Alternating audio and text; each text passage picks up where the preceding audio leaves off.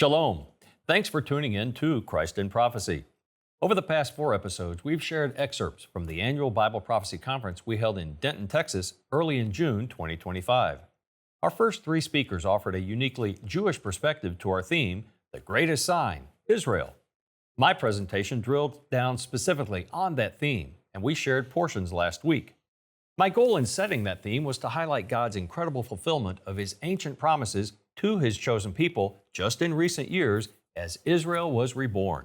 And like everyone else, we've been watching the acceleration of events in Israel and throughout the region since October of 2023, when Hamas launched a satanically inspired attack against Israel from its enclave in Gaza. But we had no idea when we held our conference that prophetic events would go into overdrive with the 12-day war between Israel and Iran that kicked off less than a week later.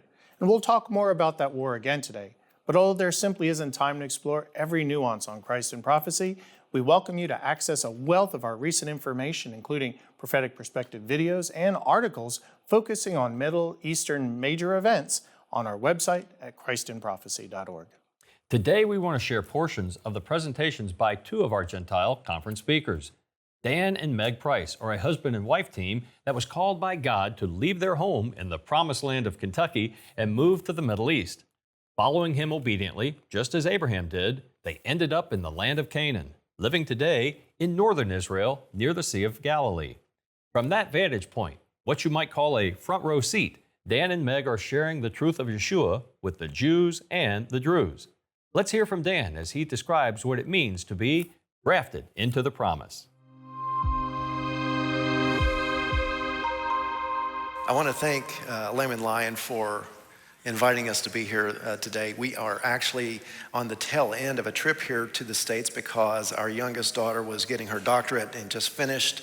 And we were here for her graduation. And she's actually our Texan who was born in the Woodlands. And we happened to still be here in the States when Tim had asked us. And we said, yes, we'd love to come and talk with you all and share with you. And so I want to give you all a little bit of that today. One of the things that Tim wanted us to talk about was being grafted into the promise. But for Meg and for me, it was really more about being drafted into the promise. One of the things that Tim said is that as we were getting a little bit older, when we should be enjoying our grandkids, that was when the Lord called us to go. And that is actually true. That is exactly what happened. And it was as much a surprise to us as to anyone, but the Lord made it unmistakable that He wanted us to go. But I want to tell you the story about how that happened because we haven't always lived in Israel when we were going to the Middle East. Originally, we were supposed to go to Syria. And let me tell you the story about how that occurred because I think it will set the stage a bit for why we are standing here today. So back in 2007, it's hard to believe that was 18 years ago. In 2007, I was an elder in a church in Louisville, Kentucky. And I also was on the missions committee. And one of the things that we did was I sat on that committee, and we decided that year that we wanted to focus some work on a particular country, but we didn't know which country that was going to be. And so while we were praying about that as a committee, one day about 6 months later, after we had decided this, I was sitting in my office because we came out of the business world. I was sitting in my office and I remember thinking to the Lord, praying to the Lord, Lord, we've been talking about this on our missions committee for months now, almost 6 months. So where is it that you want us to focus? And He said very clearly, I want you to focus on Syria. Now this is in 2007. And I said, absolutely not. Don't you know who those people are? They hate your people Israel, and they hate us. And the Lord said, I want you to recommend Syria. And I said, but Lord, what about Italy? Italians need Jesus just as much as anyone else, and they have great food. And the Lord said, I want you to recommend Syria. And I was getting ready to say, but, and he said, remember Jonah.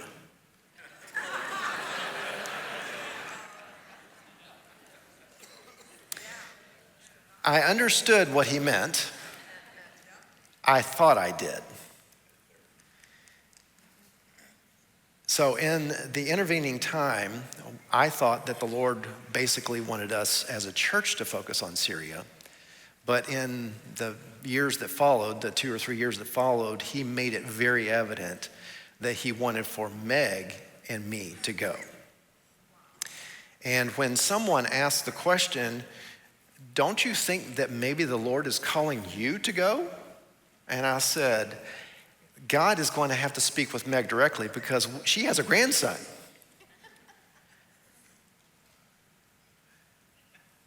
I see a lot of married couples here. And if one of you heard from the Lord and the Lord said, I want you to move around the world to a Muslim country, and hadn't yet spoken to your wife, I guarantee you would be telling God, you're going to have to do this for me because I can't do it. Well, God did. And that's a different story for her to tell. But how many of you have had plans in your life, but God had something else in plan for you, in store for you? You know, the story reminds me of this verse, this following passage. It's from Galatians 3. So also Abraham believed God and it was credited to him as righteousness. Understand then that those who have faith are children of Abraham. Scripture foresaw that God would justify the Gentiles by faith and announced the gospel in advance to Abraham. All nations will be blessed through you. So those who rely on faith are blessed along with Abraham, the man of faith. He redeemed us in order that the blessing given to Abraham might come to the Gentiles through Christ Jesus. And so we went. As I said, it was unexpected. We put a team in Jordan, and you might ask the question, why in Jordan? Well, in the time that it took us that the Lord called us and for us to start to go, we were doing an internship in Cyprus, in the Turkish side of Cyprus. And it was a school year internship. And while we were there, the Syrian civil war started. And we knew that we still needed to learn Arabic. And so the question was, how are we going to do this? And I think some of you may have been in here before. We actually lived on a kibbutz in Israel for 6 months doing an intensive Arabic program as part of our training. But then we had to continue and we went to Jordan, even though the war was still going on. And right about the time that we got to Jordan, the Syrian refugees started arriving. And we lived in a little town right next to the desert called Madaba. It's in the Bible. It's in the Old Testament. You can read about it there. And we put a team there, and that team still exists today. It still is doing great work in Madaba today. We asked the Lord, do you want us to move closer to the border with Syria? And he was like, no, I want you to remain there. And about 6 months after we moved to Jordan, the Lord sent the first Syrian refugee family into our midst. And in fact, that Syrian refugee family was on their way to Israel. How's that possible? The young boy had a heart defect that only they could fix in Israel. And there was a special organization that brought these kids over to Israel, and he was on his way. And that was the first family that we met there that had been from Syria. In the next couple of weeks or 3 weeks or so, we met another 40 or 50 Syrian families. And then they kept coming and coming and coming.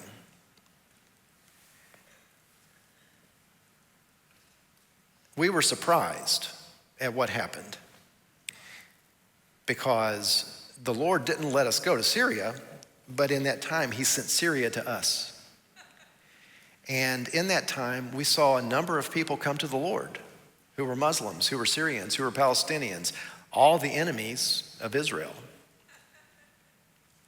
And we were wondering, Lord, it's so strange that we're here because we love Israel so much, and yet you've sent us to a people who hate Israel so much. Well, as we continued with the team, as we continued to do ministry, both physical ministry and outreach, people were coming to the Lord. And in 1 year, we had planned on 2 trips to Israel.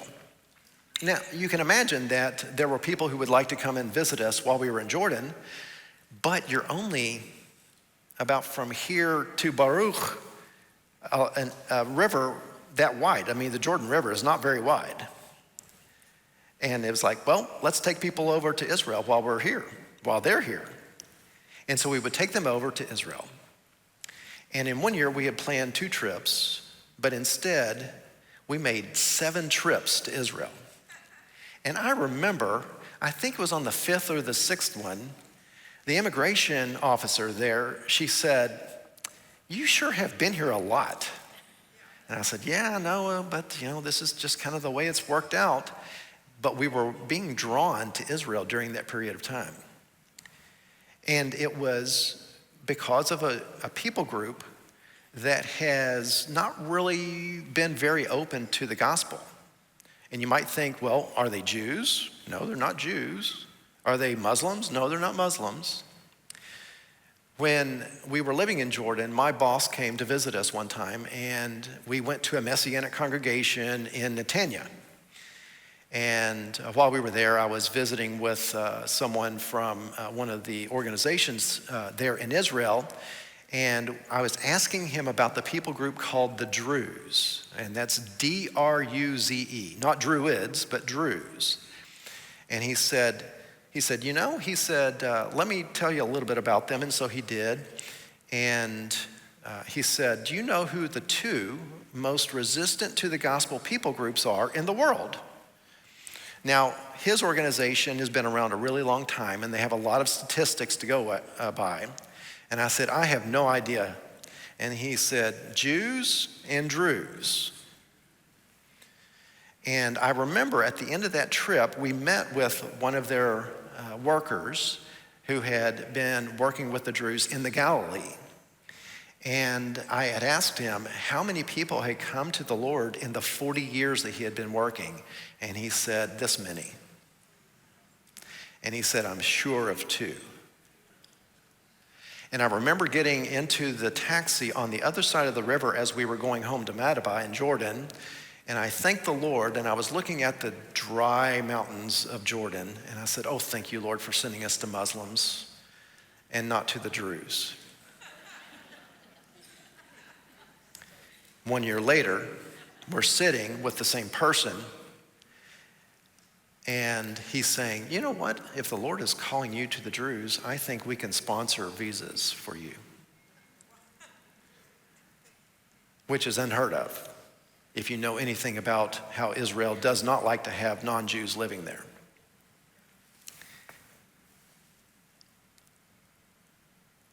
And so as we were drafted once again, going from Jordan over to Israel,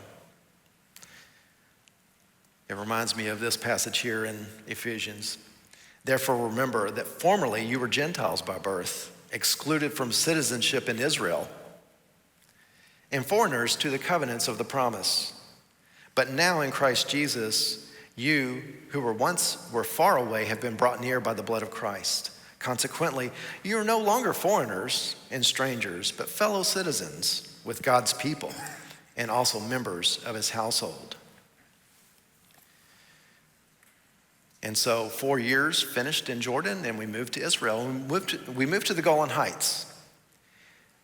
And while we were there, one of the first things that a person does or a family does when they move to Israel is you have to learn Hebrew. This is the language of the people. And so we lived in a place called Katzrin, and they had a government-run Ulpan. Ulpan means studio in Hebrew, but it's what everyone knows is the Hebrew language learning. And so we did Ulpan while we were in Katzrin. And we had a wonderful Ulpan teacher. We loved her to death. And of course, she wasn't able to teach every single day. And we had a substitute one day. And I remember he was a religious Jew. And he was very curious because out of all of the people that were in our class, we had about 20 in our class, Meg and I were the only goyim. We were the only Gentiles. And it had been told to him that we were also Christians. And so it's a very curious thing to have these Christians in this Hebrew Ulpan. And so we were talking at a break one time, and he said, I don't understand. Explain to me how it is that you're here. And so we talked a little bit about it, and he was very concerned because one of the things that we're accused of is basically paying people to become believers. It's a strange thing. The word missionary in Israel is a very, very bad word. You don't use that word. We use it here because we understand what it means, but there it can mean something different. And so I was having a discussion with him, and I told him, I said, Christians, we're not here to replace you. That's not our intention at all. We have been grafted into the promise that was made to Abraham.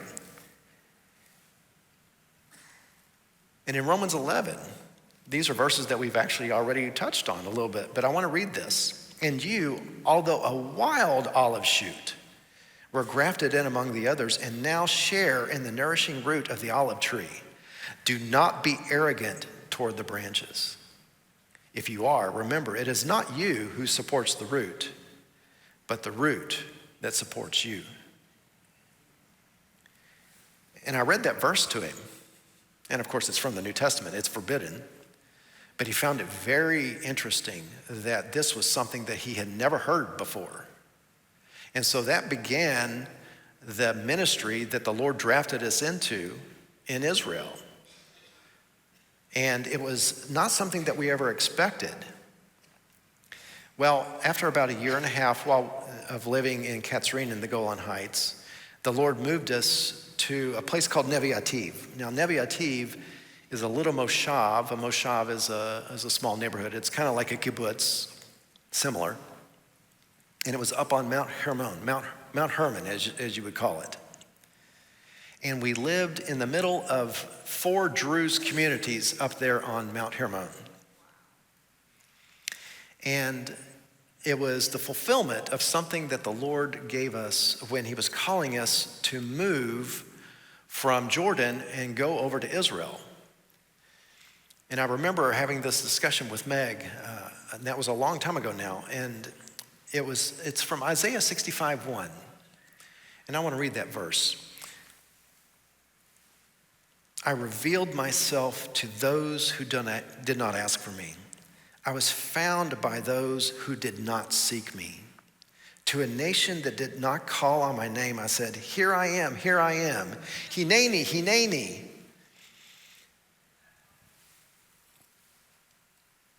The Lord was calling us to a group of people that don't know him, don't know to ask for him, and are lost. But the Lord is saying, here I am, here I am. And who is it that's going to be able to tell the gospel to these people? And so again, we're drafted into this job that we never expected in the beginning, ever expected. Dan made an important point that is easy to overlook. Even though I asked him to speak about being grafted into the branch, the righteous branch, he emphasized that God actually drafts us into the role he calls us to. Our rightful response is always Hanini, which means, here I am in Hebrew. That is how Abraham responded to God's call, and his belief in God, demonstrated by his willingness to go where God would lead him, was credited as righteousness. With all the trauma inflicted on Israel over the years, Jews take notice when a Gentile chooses to live among them and suffer with them. And Dan and Meg have said Hanini, demonstrating their sacrificial love for Israelis by living with them in order to share the sacrificial love of Yeshua. If I could just say, as a Gentile, a believer in Jesus, living in Israel, with the rise of anti-Semitism and our Israeli friends, you've heard the expression, people don't care how much you know until they know how much you care. And Dan says that the Israelis, the Jews, don't care what we have to share with them until they know that we're willing to suffer with them. And when they see us, you, standing with them, they look at us and they say, you don't have to be here during the war. Why are you here? And when we get to explain to them that it's because of our love for the Messiah, Yeshua, it speaks volumes to them that they don't necessarily want to hear in words in other ways. One of my questions addressed the long suspicion of Jews toward those who claim to represent Christ, but seem to want to curse instead of bless the Jewish people. I asked Dan and Meg to describe their experience living in the land of Israel.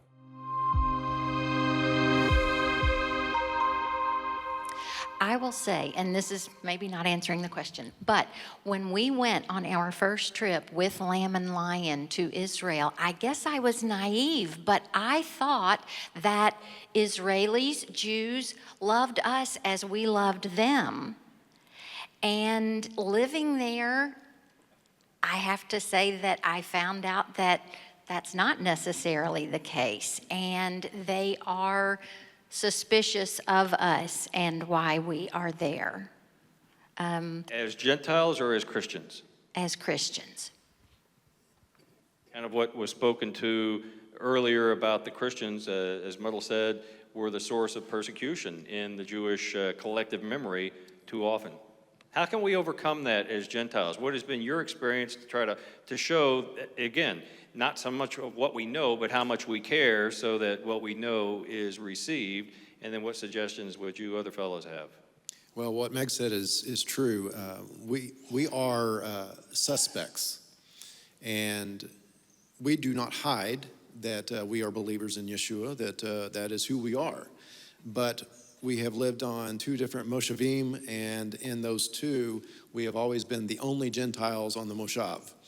And therefore, we are not only not trusted, but we are a curiosity at the same time. And so it's very interesting when we do end up having conversations with our neighbors of substance that they say, well, that's actually not what I understood about Christians before. And many times they will say, how are you even here? Because we've lived in Israel now for 9.5 years. And I will say, well, we have a visa. And I'll say, what kind of visa? And I will say, ishdat. Ishdat means clergyman. And they'll say, yes, but you don't have the collar. And you're married. And I say, yes, there's many different kinds of us.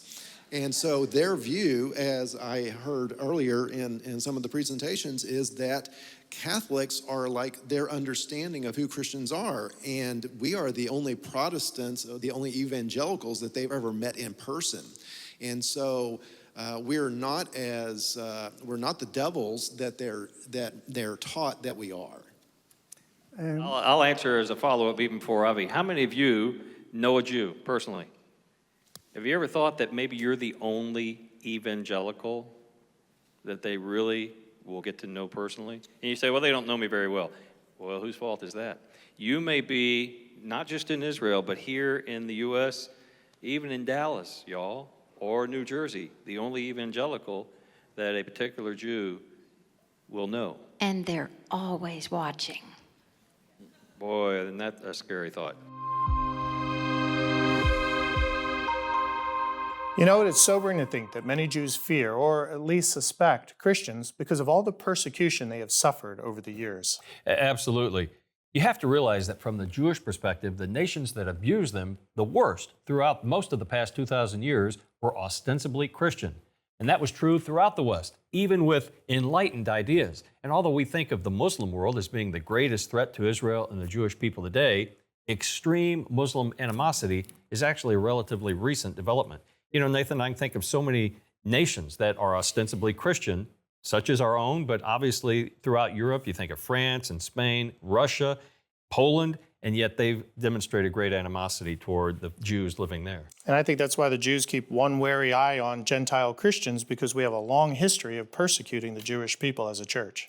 You know, people often think of Nazi Germany as being the high point of Jewish hatred and animosity, but even as the Nazis went into places like Poland and Russia, Ukraine, it was the local people who turned against their Jewish neighbors that had lived among them for years, demonstrating great animosity. And yet, even as we would perhaps cast a stone, we're living in a glass house today because the very same thing is happening in America. Churches were silent in Nazi Germany, and they're becoming silent in the United States. Where have we seen a rise in anti-Semitism today here? On the college campuses particularly, and our more liberal cities.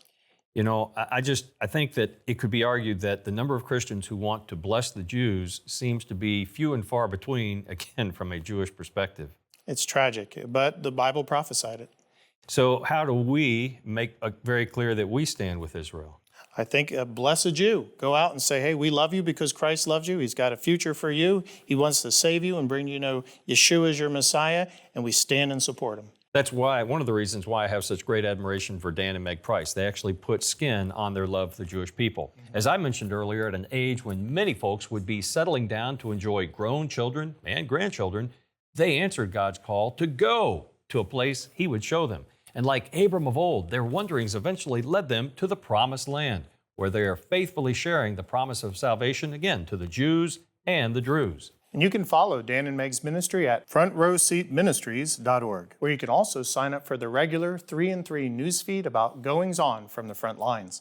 In these episodes of Christ in Prophecy, if they've made you eager to view our annual Bible Prophecy Conference in its entirety, we hope you'll visit our online store or call the number you see on the screen. And for only $25, we'll be glad to send you a copy of the DVD or flash drive with all the conference presentations, along with 2 question and answer sessions and other bonus material.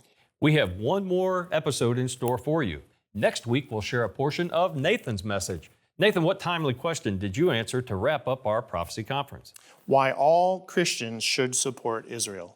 Well, I'll tell you what, folks, there you go. I can't think of a more timely and prophetically urgent way to wrap up our series of messages from our 2025 Annual Bible Prophecy Conference. It will explain why all of us who love Jesus should stand with Israel. Ask the Lord this week to lead you to a Jew you can tell about our Jewish Messiah. Look for ways to demonstrate your love so that they will be receptive to hearing about the one who came for the Jews first, but also for the Gentiles, and offers salvation and life everlasting to both. In the wonderful name of Yeshua HaMashiach, Godspeed.